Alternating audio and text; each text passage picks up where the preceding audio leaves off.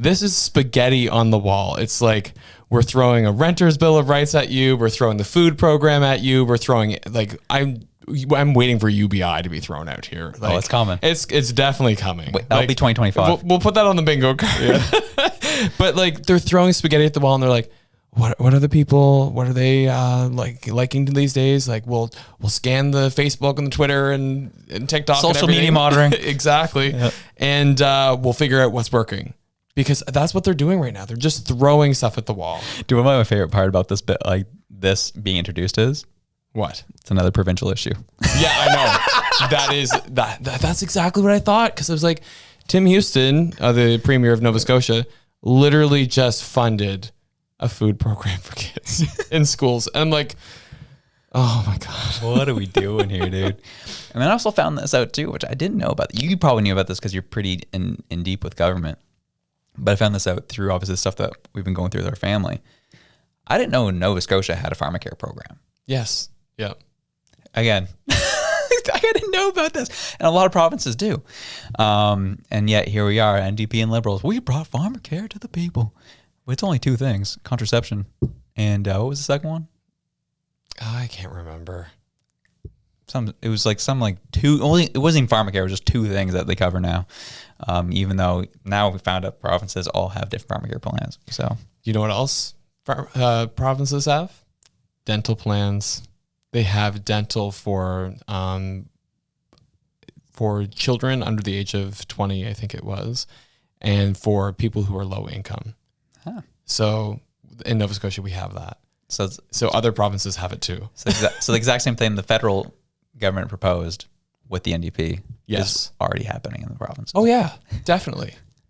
And all the provinces are saying, we have this already, just give us the money so that we can expand it and do it better. And the federal government's saying, no, we can't cut a ribbon on you doing it. Yeah. We can't take credit on you doing it. We need to do it in the most ineffective way possible that also benefits our insurance buddies that are lobbying us like crazy and taking us out to dinner. So, yeah.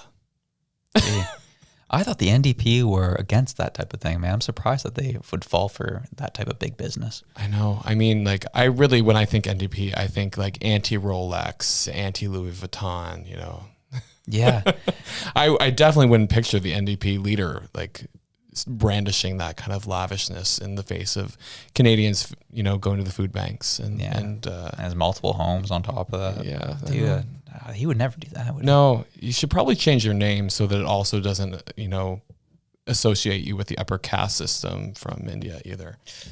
Yeah, I probably don't want to do that. Yeah. That was a bad idea. Gee. Allegedly.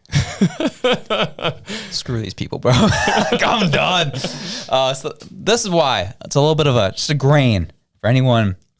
If you happen to be left-leaning listening to the show, this is why people are frustrated. That's why people are mad. And if you are left, you're probably yelling, you guys are idiots. That's not what's happening. And I hear you, dude, but just take a good, solid look. Nothing's being done in good faith anymore. And this is why people have gotten so upset and have become so hostile towards the federal government, because they clearly don't care about us.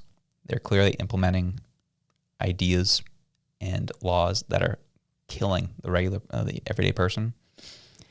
And that's why we're seeing such craziness across the country around this stuff. And like, that's not even a stretch when you say the word killing.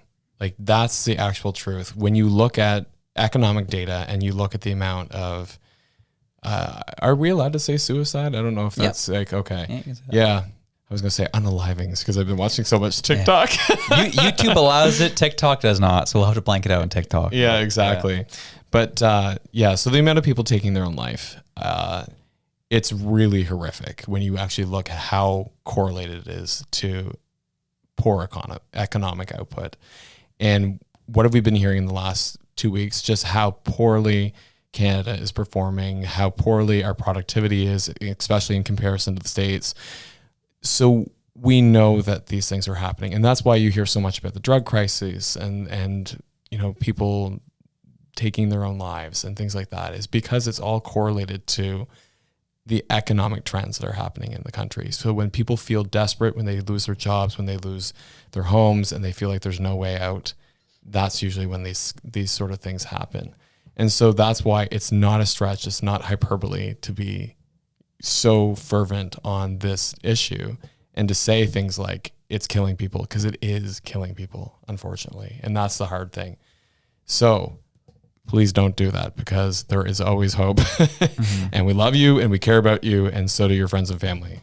That was electric, wasn't it? Well, we enjoyed it. Hope you did too. If you did, you can check this video out here to the top right corner right near my window. Get over. There it is. There it is right there. And if you liked that, you can also check this one right here. We love you. Have a good one. Peace out.